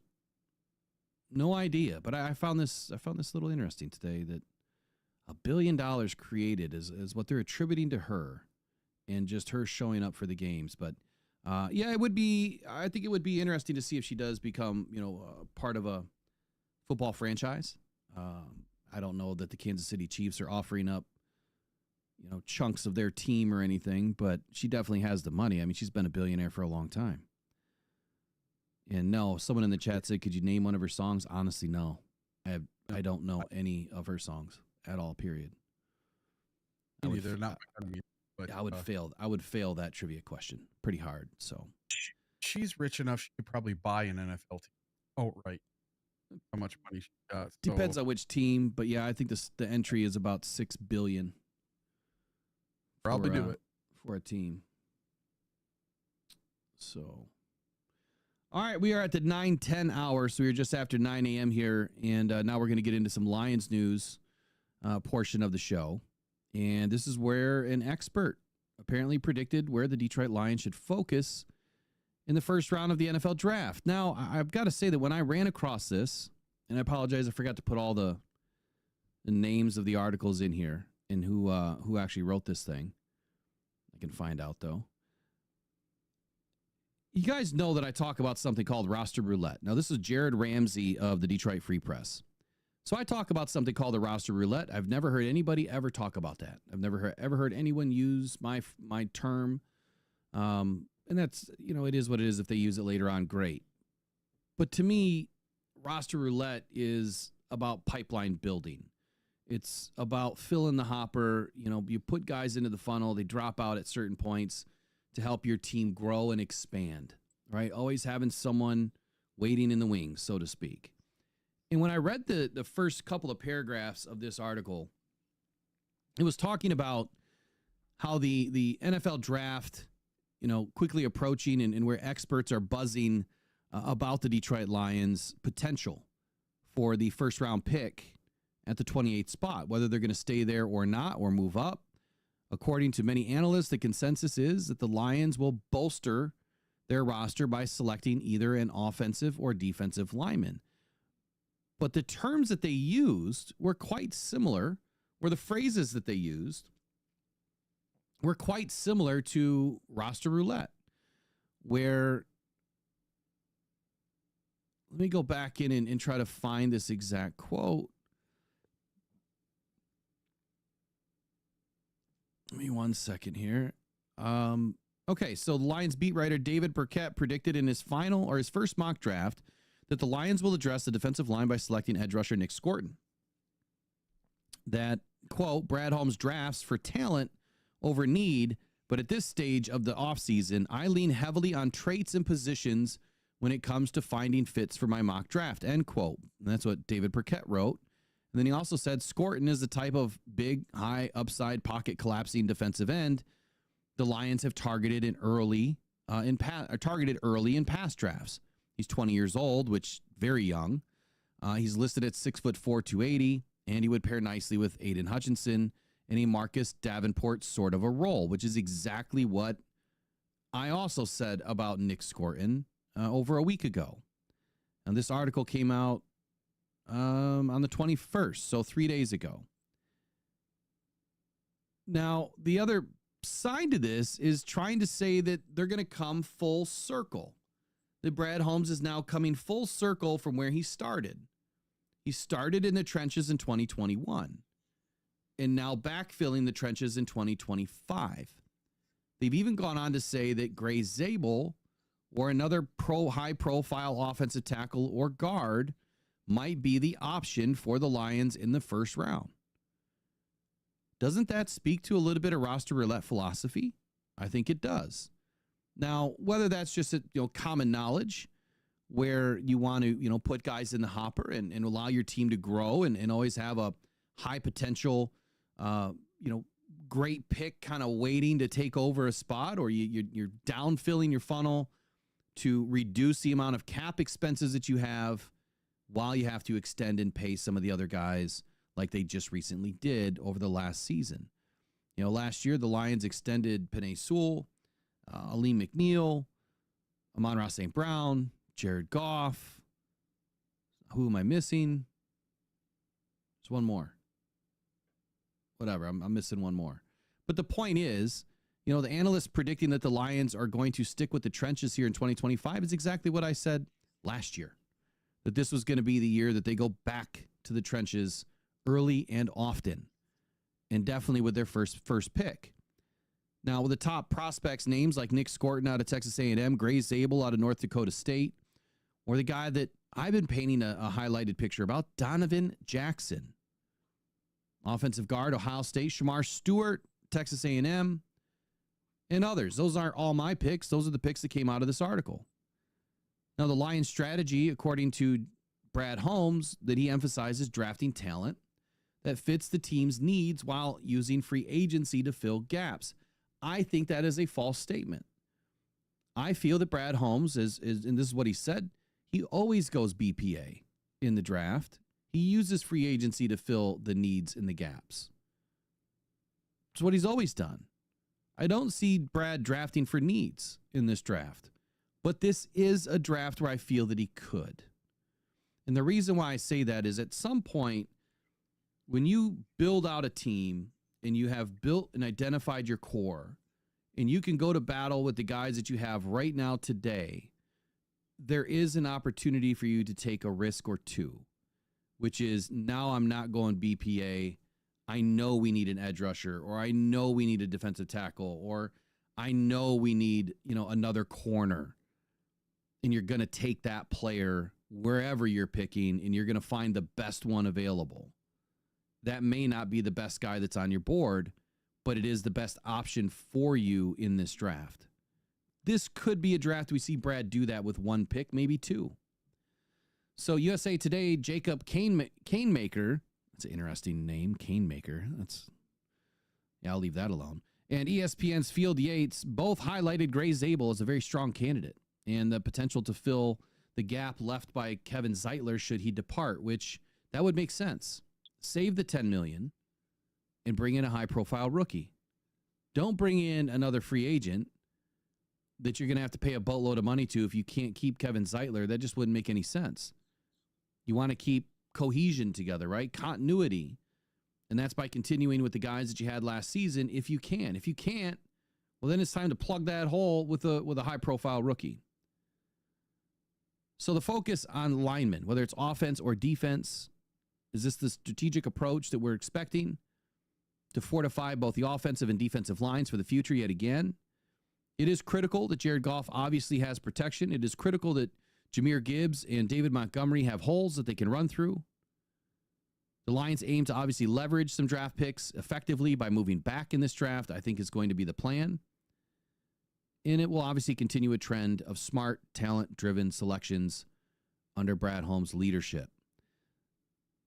So, Eric, I guess the only question that remains in this is, do you agree that, one, this is a trenches type of first round, or two, that maybe Brad Holmes is going to take a risk here and do something he doesn't normally do, which is not BPA, but maybe BPA of any position that he feels that we need right away? I am hoping that this draft lines up that the best player available is a defensive tackle or an edge. That's kind of the way it's sounding, what everybody's talking about online. So that would not hurt my feelings one bit. I don't think Brad Holmes will ever change what he does. Always just takes the best player available, and sometimes it happens to fit in a need that he has. Just like last year, no one saw him taking 2 cornerbacks in the first and second round, but yet he took 2 cornerbacks because they were the best players available on his board, or so he thought.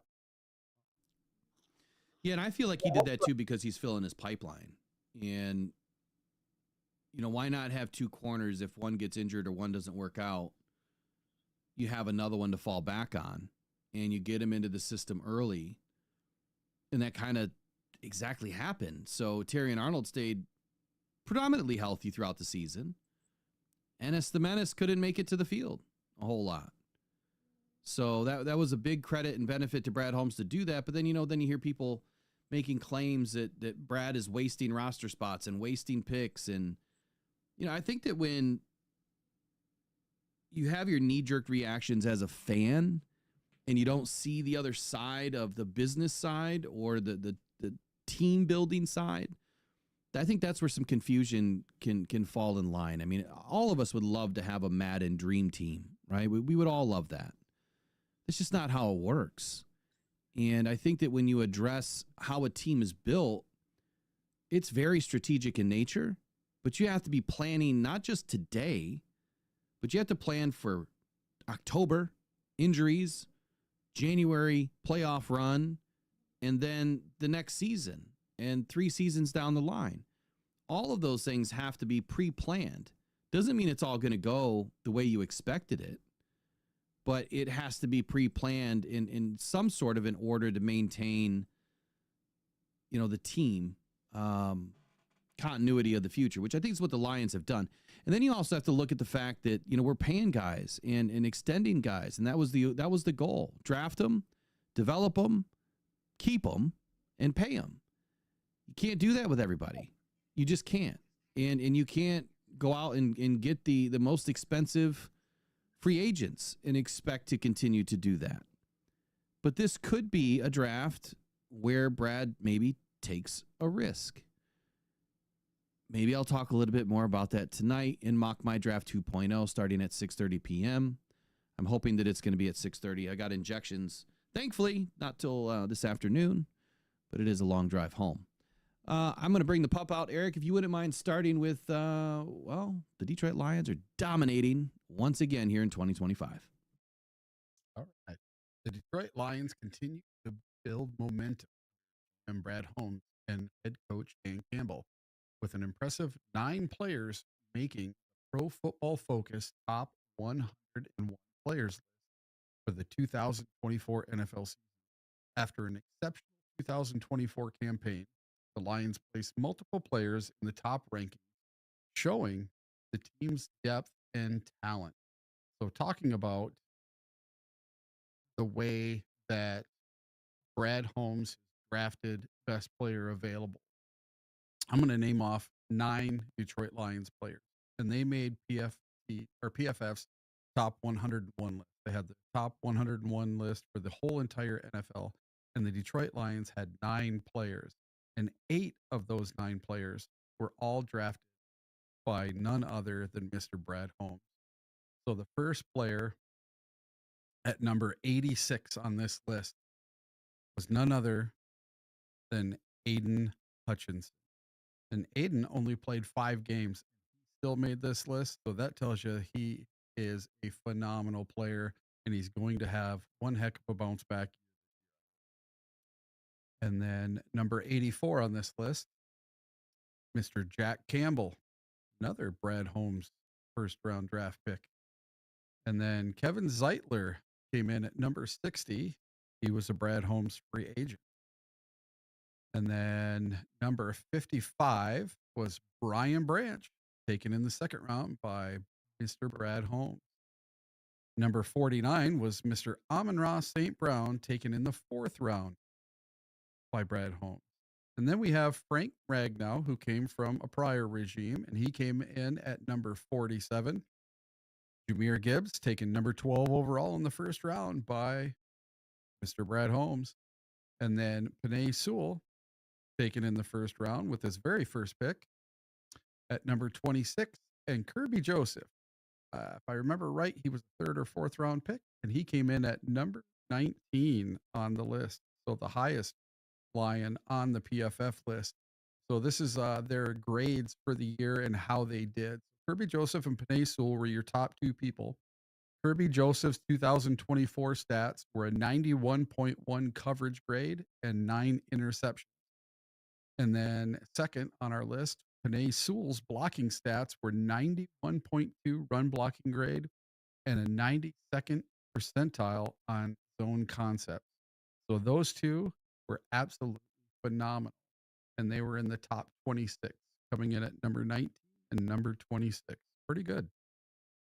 Yeah, so Eric, you're pretty choppy. Let me listen back. I just sent you a text. If you could try those changes real quick.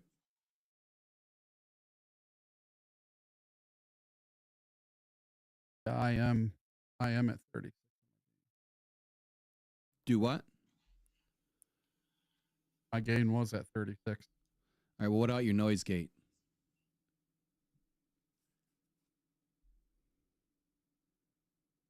Negative 42. Yeah, keep on going, down to 50.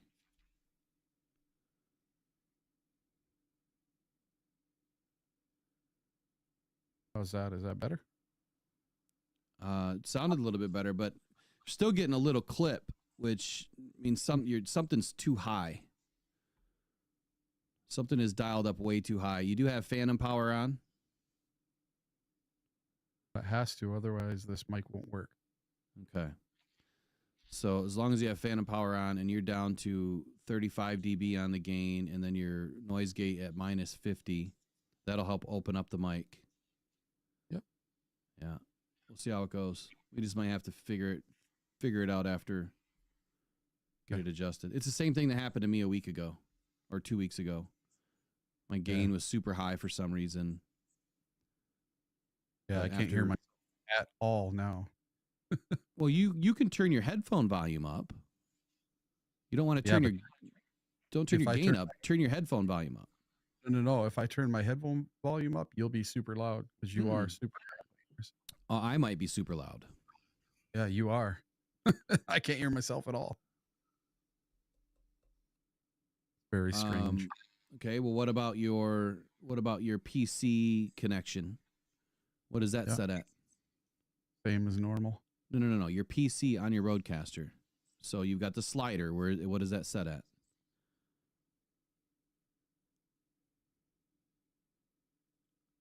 At Unity.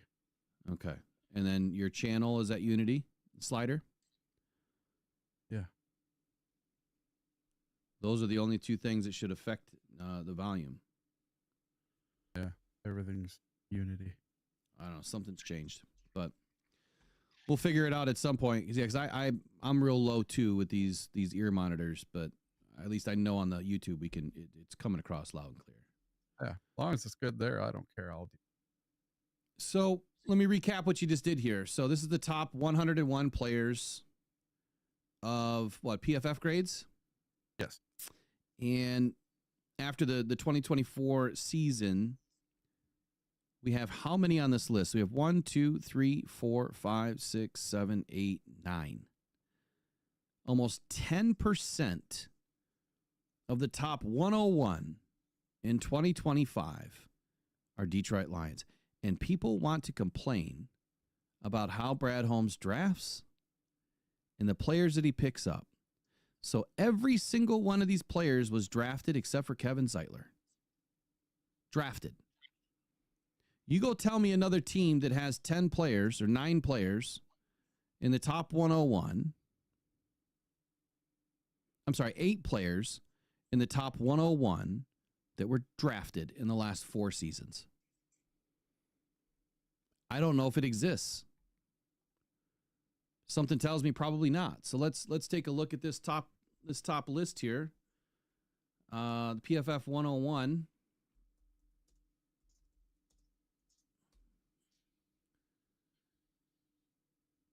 Let's see if we can even get close. We'll do it live here. So Seattle Seahawks, San Francisco 49ers. So you got Julian Love, Dominic Pooney, Sauce Gardner, Trent Williams. So there's 2 for the 49ers. Spencer Brown from the Bills. Greg Rousseau for the Bills. There's 2 for the Bills. You got 2 for the Eagles. 2 for the Seahawks.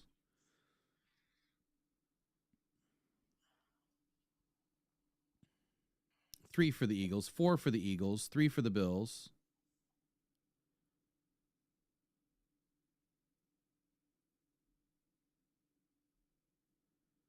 Five for the Eagles.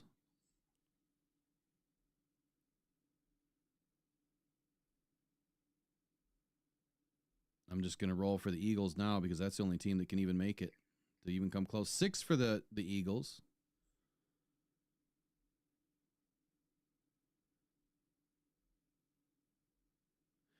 Four for the 49ers. 7 for the Eagles.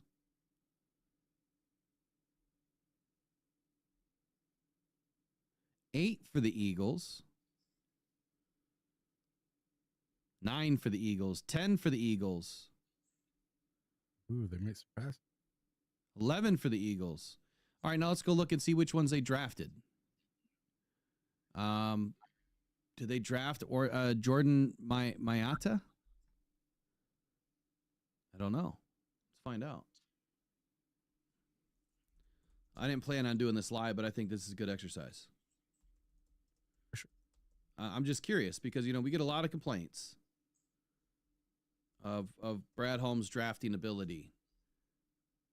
And the Eagles just won the Super Bowl. So let's take a look and see how many of these players they actually drafted that are on this list. So Jordan Mailata, offensive tackle, came in at number 3.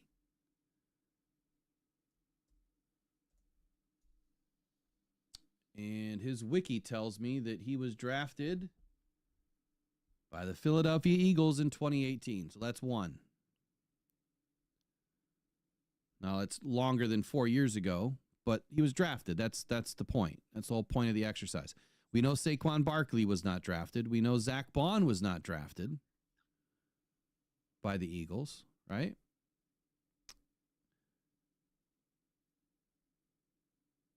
So Lane Johnson.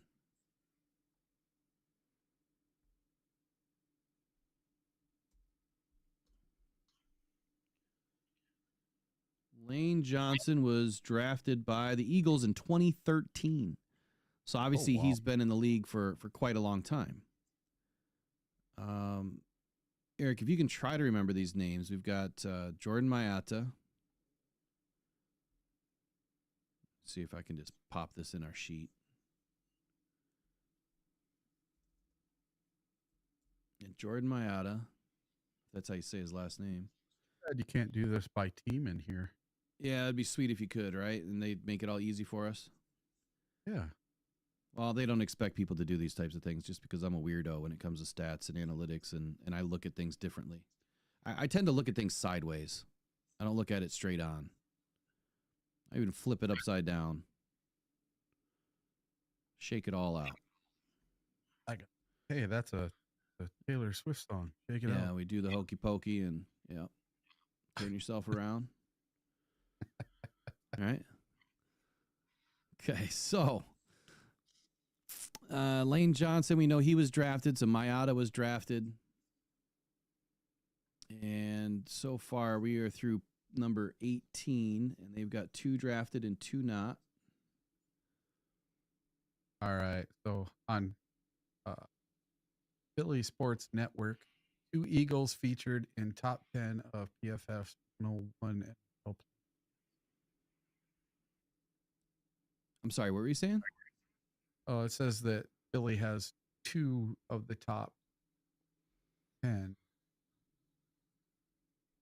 Yeah, I'm looking to see who was drafted though out of the 12 guys or whatever they have on this list. That's the exercise. Are you drafting or are you buying? See, that's the argument here. Is Brad Holmes doing right by this team by drafting, or is he supposed to be buying? Because again, apparently we're not winning games or Super Bowls because we're not spending boatloads of money on bringing in these high-priced free agents. Yeah. But on Eagles Wire, they have a list of all 11 players that paid them. It was 11? Yeah. 11 total? Yep. I'm going through and trying to find them each. Okay. What's the actual website? Eagles Wire.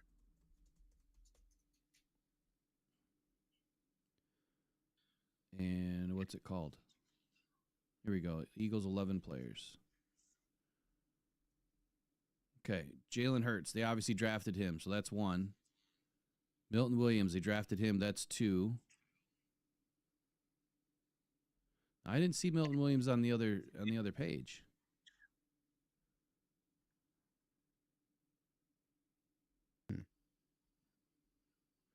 Quinnen Mitchell. That's drafted. That's 3. Jalen Carter's drafted. That's 4. Landon Dickerson, I don't know if they drafted him.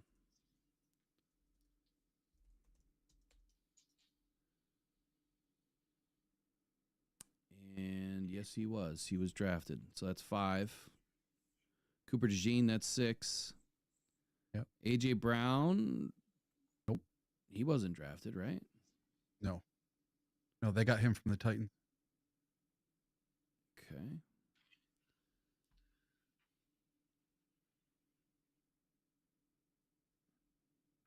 Six, 7, 8, 9. So 9 out of the 11, or 8, I'm sorry, 8 or 9 out of the 11 they drafted. 8 out of the 11. It'd be 8. Because they didn't draft Saquon, they didn't draft Zach Bond, they didn't draft AJ Brown. The rest of them they drafted. So there's your answer. Thanks for helping us get through that a little bit quicker. So there's the answer. Draft. Draft your players. Build your team through the draft. Matter of fact, I said this last year when we were looking at the Chiefs. And, the Chiefs just won a Super Bowl. 15 of the starting 22 were drafted by the Chiefs. Chris Jones being the oldest of the draftees. I think he was in like 14 or something like that. So, yeah, it's draft. That's how you build your team. Supplement. Yeah, they supplemented with Zach Bond, a linebacker. They supplemented with Saquon Barkley, a running back. They supplemented with A.J. Brown, a wide receiver. But you know who they didn't supplement with? A defensive tackle, defensive end. Now, Zach Bond being an outside linebacker in that scheme that they run was more of an edge rush, style of an outside linebacker position. So, again, look, the stats and the analytics and the data that we try to provide, it's for a reason. And it supports what Brad Holmes is doing. I have no doubt in my mind that we're going to add, probably 2 more players to this list this next season. And I assume it'll probably be out of this draft. All right, so up next, we'll move on here. More Detroit Lions news about Aiden Hutchinson. Aiden has a very unique take, maybe a reckless hot take, if you will, talking about the coordinators for the Detroit Lions. Now, he said it's no secret, right, that the idea that the Lions losing both Ben Johnson and Aaron Glenn could be just what the other teams in the NFC North needed to overtake the Lions as the NFC North champs here in 2025. Aiden Hutchinson offered his thoughts on the matter. This is what he said. Quote, I don't care who they bring in to us to coach us. Obviously, keeping Dan there is what we all want. But coordinators, position coaches, it doesn't matter. As long as we have the right guys in the locker room and those foundation guys on offense and defense, you can roll anyone in there to call plays. At the end of the day, it's going to be the playmakers who are making those plays on Sundays. As long as we keep our core group and keep everyone there, we're going to stay in this window of winning. End quote, says Aiden Hutchinson. I was a bit surprised he used the term window. I don't believe in the window theory. I think that you get to a certain point when you build a team, yeah, you have a greater opportunity to win football games. But we've seen teams go from worst to first every year and from first to worst. So just because you have one of the best teams in the NFL does not mean you're guaranteed anything, because anything can happen. And we just saw that this season. So many injuries that derailed this team. And so it wasn't for anything else. I mean, yeah, I called into question, some of the coaching and things that, happened in the last game of the season. I think a lot of us did. And I think that there's some truth to it. But what Aiden is trying to tell us here is he doesn't care who the coaches are. I mean, I would say that this is a pretty vague statement because he absolutely cares. He doesn't want to have guys that he doesn't get along with, right? He doesn't want to have coaches that are inexperienced. He doesn't want to have coaches that are calling bad plays. But then again, we don't know to what degree, do the captains on the team, offense or defense, we have no idea, what their ability is to change the play. Now, last year, we heard Dan Campbell say, and Aaron Glenn, or it was the year before, when Aiden got himself in trouble on a play, like totally screwed up the play. They audibled into something. Aiden did something stupid. I can't remember the exact play, but he got in trouble for it. And Dan addressed it with the media and said, look, he owned it and that's it. It's done. It's over. He said, as long as the players play, within the scheme, they have some flexibility on the play. As long as it's within the scheme. Doesn't mean totally change the play, but I think they kind of did that, if memory serves me correct. So they do have flexibility. We just don't know how much. And we don't know how much of that is going to change from year to year as you get guys on this team that are more experienced. But I would say it does matter who we have. But I think the more important thing here is what Aiden said is, as long as you have the right foundation, the right core, that's what's going to make the major difference, is keeping the right guys on this team. So the question is, I guess right away for you would be, do you think this is an accurate analysis, or is he overconfident? I think it's pretty accurate. I think that the coordinators are pretty interchangeable for the most part, because this is Dan Campbell's system. This isn't Ben Johnson's system. This isn't Aaron Glenn's system. This was Dan Campbell's system. Dan Campbell brought these guys in to do the things that he had learned with other teams. So he's a disciple of Sean Payton. So this is going to be a very similar offense to Sean Payton, and it's going to be a very similar defense to what Sean Payton ran. That's why he brought in Aaron Glenn, and that's why he's keeping with Kelvin Shepherd. I think that the Lions are going to be just fine because both Kelvin Shepherd and Johnny Morton are both previous assistants with the Detroit Lions, and they know how these systems go. So they're plug and play. Here we go. I don't think you're going to see a huge, giant like concept philosophy change. I just don't see that. It's going to be a lot of the same concepts, a lot of the same plays. These coordinators are just going to be able to call the plays they want at the times they want. So when it's 3rd and 1 from the 17, they're not going to call an empty back set to Amon-Ra St. Brown when he trips. They're going to call a run play because they know they have 4th down to go for it as well, or they can just kick the damn ball.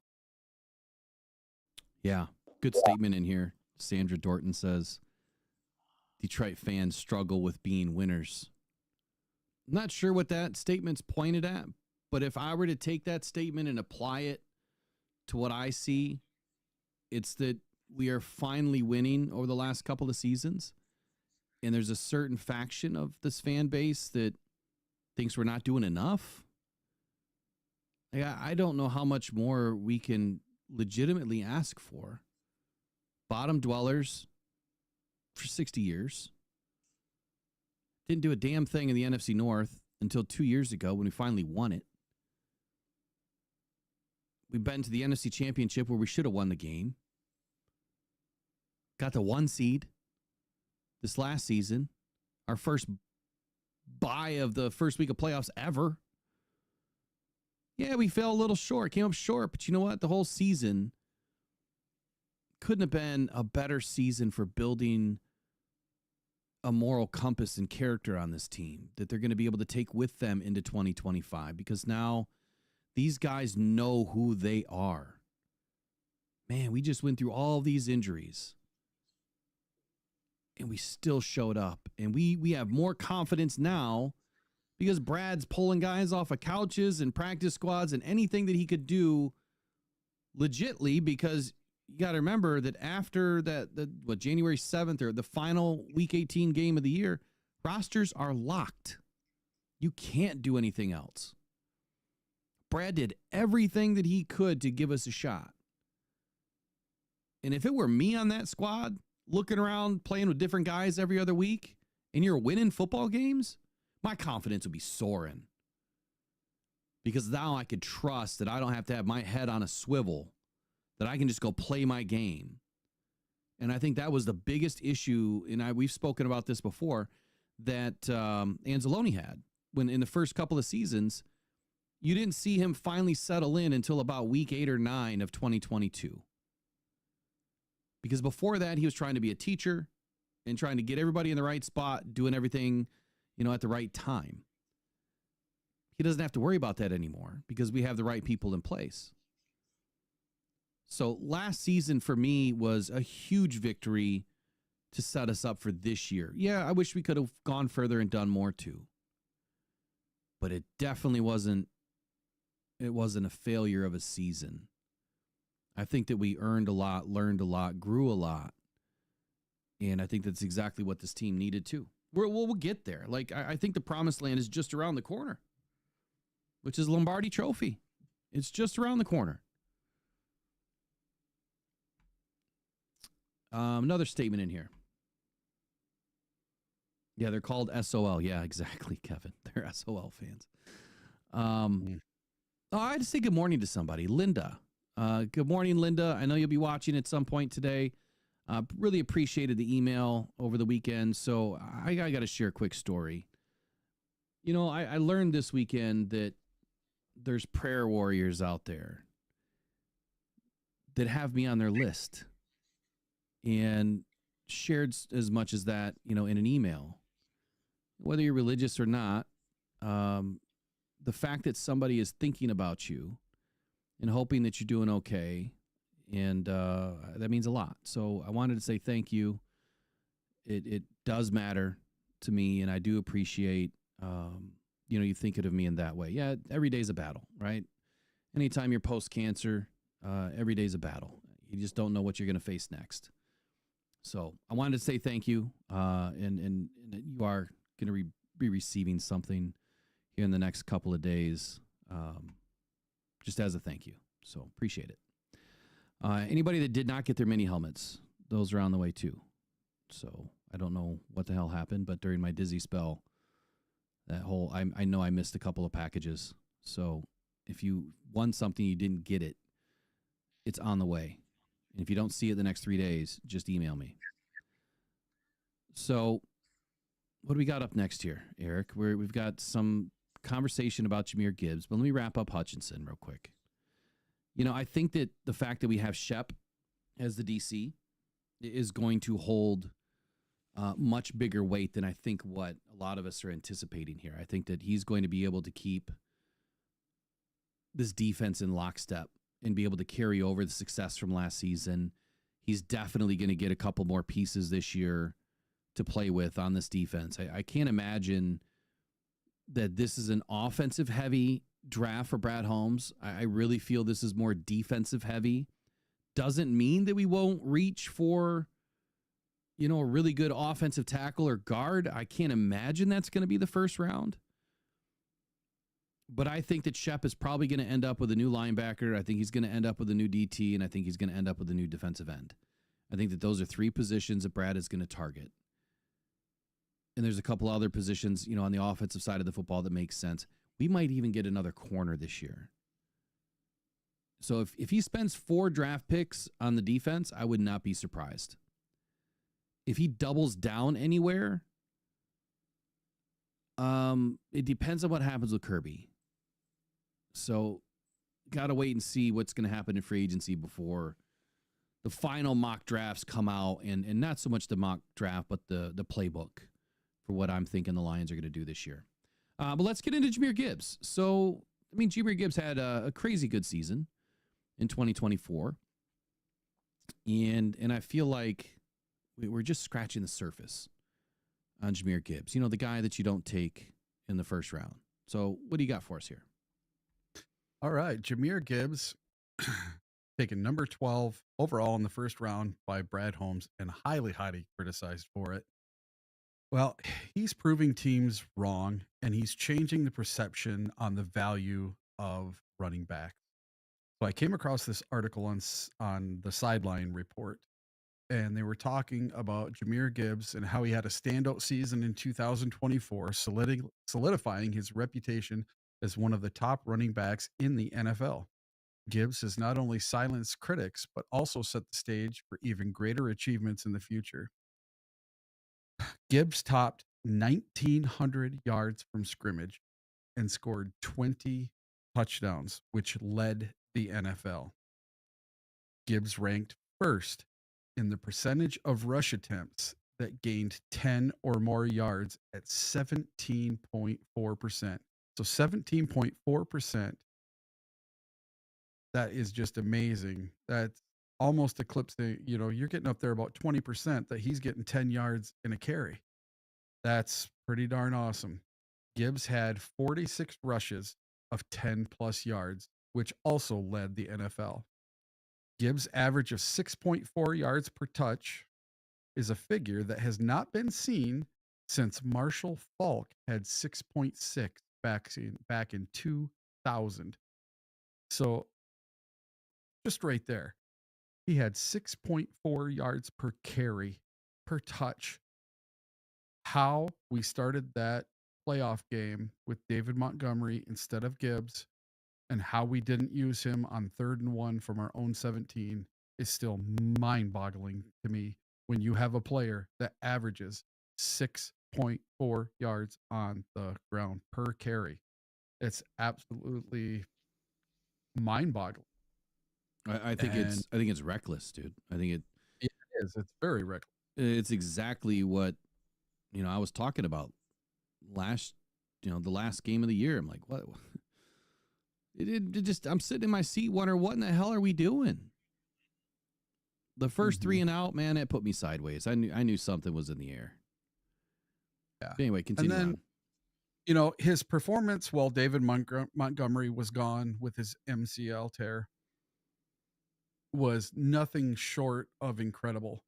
He came to life when he was made to be the number 1 back. When they put him in his number 1, you could see that this kid is a superstar. He set a franchise record with 20 touchdowns from scrimmage. So he blew away the previous record held by Barry Sanders, and then which was later held by Jamal Williams. This kid's only in his coming up on his third season. That was his second season. Most running backs and wide receivers, quarterbacks, players, when they hit that third season, that's when they hit their comfort zone. And that's when they usually come out of their shell. And you could see that at the end of the second season, when Montgomery went down, that is when Gibbs came out of his shell. And he knew, hey, this is my time to shine. And boy, did he ever. And according to the 33rd team, Gibbs led the league with 46 rushes of 10 plus yards out of 264 carries, highlighting his explosive style.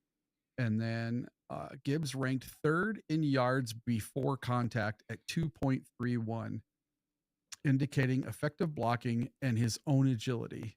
He also had an impressive 6.4 yards per carry.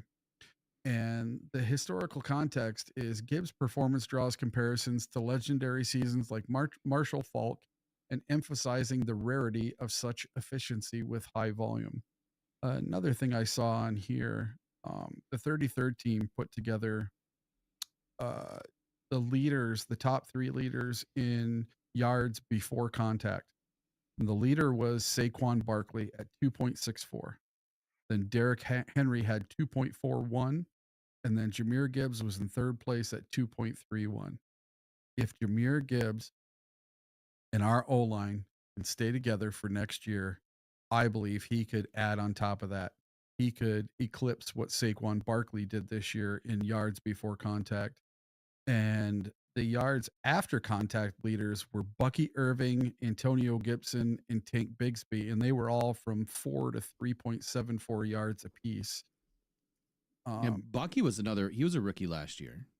Yes. And Tank he was drafted the same year as Gibbs. Yeah. And who was the other guy? And the other guy was Antonio Gibson. And Gibson was he 2 years ago? I think 3 years ago. Maybe 3 years ago. Yeah. Yeah. He was with the Commanders there for a while. So the thing about Brad Holmes taking Jahmyr Gibbs, and now hopefully it's starting to make sense for people, you have a 5th-year option on him now. So when you find, a dynamic athlete like this early in the draft process, obviously you're considering what could be and hoping what will be are the same thing. And it was. Jahmyr Gibbs he's a little slow to grow. Like he had all the speed and the power to change and move, with short area quickness and all that. He had all the goodies, right? We knew he had all the goodies. He was just a little bit slow to grow in this first season. It took about 5 or 6 games for him to, really start to get going. I think it was when Montgomery got hurt there for a moment that he started to kind of come out of his shell, as you were saying. But then when Montgomery went down this last year, that's where I thought you saw a big step up by Jahmyr. Big step up. The fact that we have a 5th-year option on Gibbs, now we have leverage and control. As an organization, you have leverage and control over the player, but it also puts you into a position of time, right? You can extend him on the 5 if you needed to and get him extended by year 4 if needed to, as opposed to year 3. Because after this next season, assuming Gibbs does Gibbs things, stays healthy, he's absolutely going to be due for an extension. I have Gibbs shattering the rushing record at some point, if and when he gets more touches as a single back and not this tandem back system. Because I think that he absolutely could. Even if it went to a 75-25 sharing, between him and Montgomery or whomever, him and Sione Vaki, I absolutely believe that Gibbs has the ability to smash any record out there, but I don't think it really matters to him. I think the only thing that matters to these guys is winning and playing unselfishly. And that's what you see is unselfish play is rising above. They don't care about the stats. Saquon doesn't really care about the stats either. He said it as much multiple times. And when you play that way, great things happen. I expect a lot out of this guy. Look, Gibbs is, mentioning the name Marshall Faulk in the same breath, right? I mean, the other guy that I've mentioned in the same breath as Jahmyr Gibbs is Johnson, Chris Johnson. Reminds me a lot of him, the way that they run, the way that he played. But 6.4 yards per touch is insane. 46 rushes of 10-plus yards, leading the league. And you threw the ball on 3rd and 1. That is why that there was a different meaning to home cooking in that game. It was a different meaning. I feel like Ben cooked us. Sometimes you just gotta go with what works, man, and not try to get too cute. I'm glad the cuteness is gone. Hopefully Morton and Shaw will be a little bit more dialed in as opposed to all the cuteness. There's a time and a place for everything. All right, so last bit of news. We forgot to throw this guy in with the quarterback calls earlier. I'm sorry, cornerback calls from earlier. But Lions, apparently, Charvarius Ward might be a possibility for the Lions. According to Brad Behrman, if Carlton Davis is not retained, the Lions could look to Charvarius Ward as a replacement. Tyler Dragon of USA Today was quoted when he said this. He said, quote, Ward allowed a 61% completion percentage and 5 TDs in 2024. He was a 23 Pro Bowler and second-team All-Pro at cornerback. The Lions had the 30th ranked pass defense in the NFL last season, and Detroit cornerback Carlton Davis is set to hit free agency. It is safe to say the 49ers won't let Ward leave easily, but after a season where he had an unspeakable personal tragedy, Ward was unsure of return to 49ers after the traumatic year. He seems ready to not live in California anymore, end quote. Here's what I'm first going to address by this quote. The 30th ranked pass defense. I know, again, there is a certain set of fans that will look at stats and say, see, Brad screwed up. He took Terry and Arnold, Ennis Rakestraw, didn't get, a defensive tackle or defensive end or tight end or wide receiver or whatever, quarterback. But unless you look underneath the stats, look at it sideways, flip it upside down, shake it all out, and figure out why that stat is what it is, well, I think there's 2 reasons. 2. 1, when you're up by 20 points, often you kind of let a whole lot of junk happen underneath you. You play in this bend but don't break kind of defense. It allows a lot of plays between 7 to 9 yards of completion, and that's what happened. So, of course, you're going to have a lot of passing yards against you because teams can't run. They abandon the run when you shut it down, and they have to pass the ball 30, 40, 50 times a game. I could probably tell you it happened at least 6 or 7 games last year that teams had to put up the ball more than 30, 35 times. That's just a guess. I don't have the stats in front of me. But I would say that probably happened.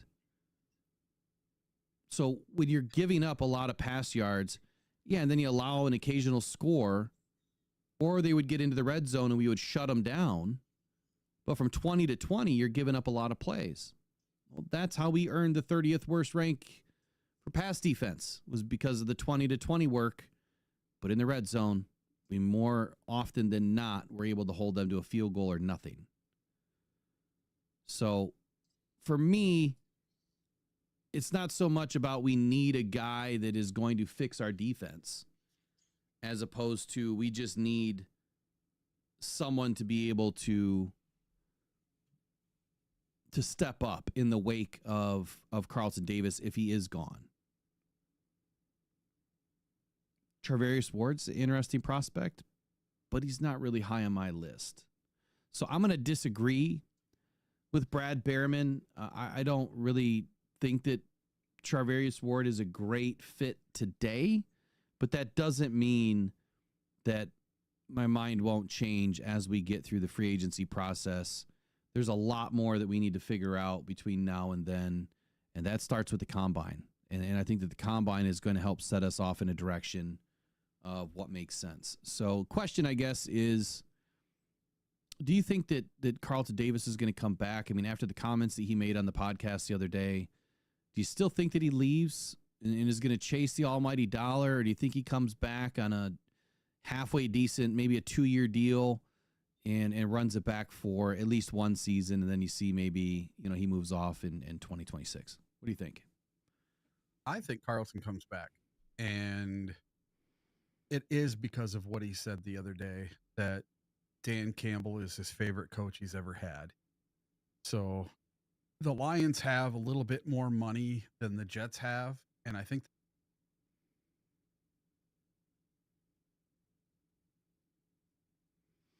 So, Eric, we just lost your volume completely. So I think when you dropped out and came back in, that wasn't reset. So check your PC volume.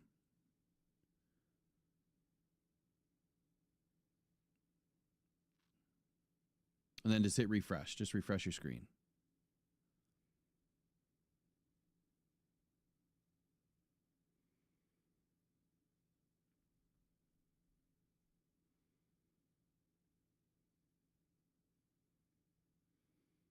And he's frozen. All right, we'll wait for him to come back. So I guess I'll ask you guys in the chat, do you want to see Carlton Davis come back to this squad?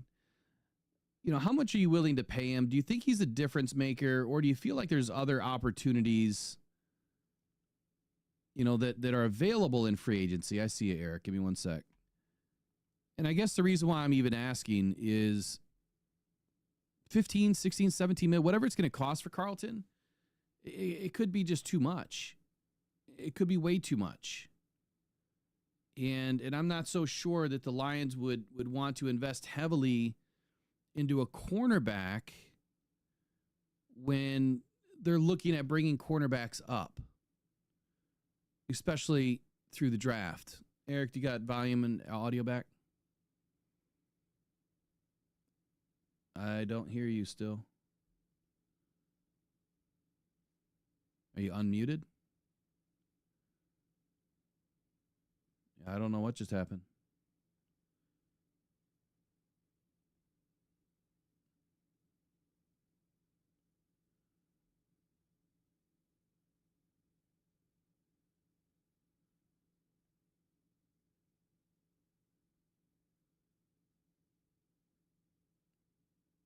Interesting. I don't know. I guess I'll wrap up the show. Hang out for a second in the back. We'll try to fix it.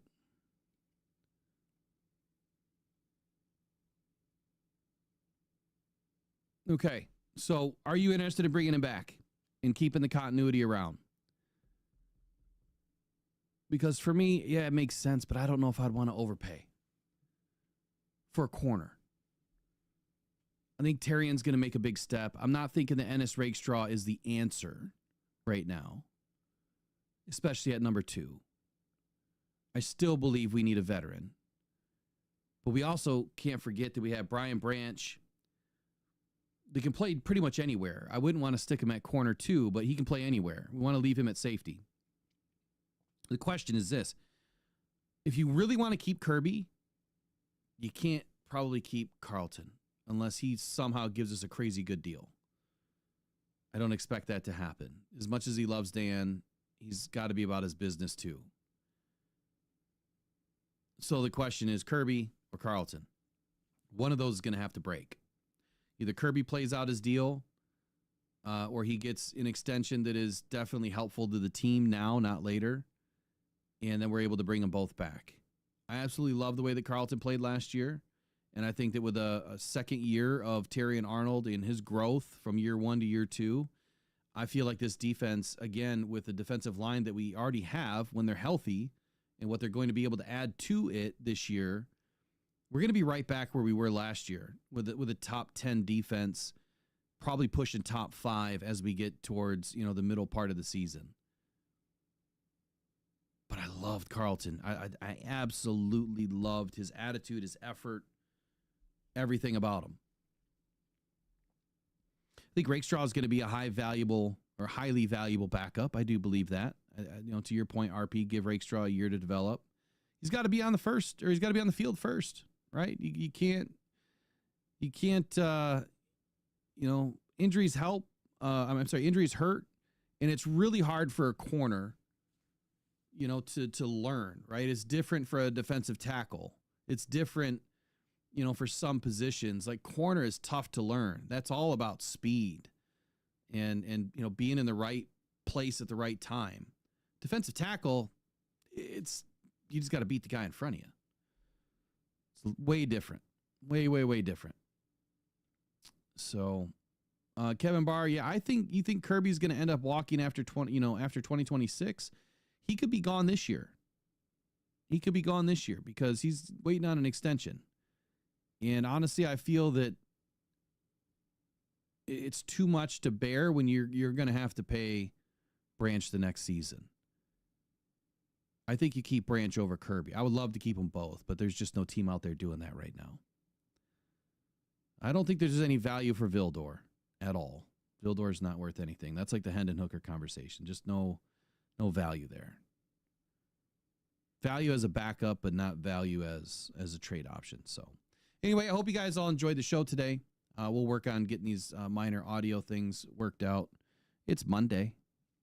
It's going to happen. If it's going to happen, it's going to happen on a Monday. So we'll be back tomorrow at 8 a.m. And tonight, be back at 6:30 doing Mock My Draft. So we'll get in tonight and discuss Mock Draft 2.0. We're going to do 2 rounds, just so you understand. My goal is not to go all 7 rounds. My goal is to go just a couple of rounds for all teams. But more importantly, it's the Lions. And I'm trying to just fulfill the Lions' destiny this season for who they're drafting. I could care less about all the other teams. But to be able to get to a point of what these teams are taking, who they're taking, and what's going to be available, we kind of have to go through the other teams a little bit too. But most importantly, my last mock draft or my last report will be what I feel the Lions are going to do this season. And that'll be like the week of the draft. So we have a long way to go. So anyway, enjoyed you guys. Don't forget to check out the hats at buymeacoffee.com/Rockdown. I will drop the link in the description. And also, if you're interested in Honolulu Blue Coffee, we've got plenty to go out. Donate to the Rockdown Cancer Foundation. I think it's $23 or $24 for a 12-ounce bag of the coffee. It's really good coffee. It's exceptional coffee. And don't forget about these away game trips. So these are once-in-a-lifetime trips, or you can do it every year. That's up to you.